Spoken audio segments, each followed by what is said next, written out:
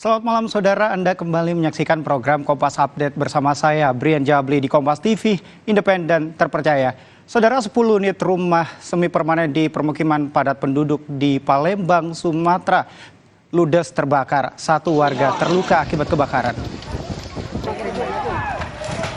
Awalnya warga berusaha memadamkan api dari rumah yang pertama kali terbakar.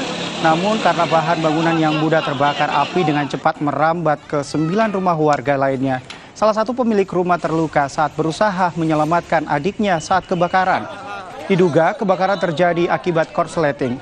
Api dapat dipadamkan 2 jam kemudian setelah 3 unit mobil damkar dikerahkan ke lokasi.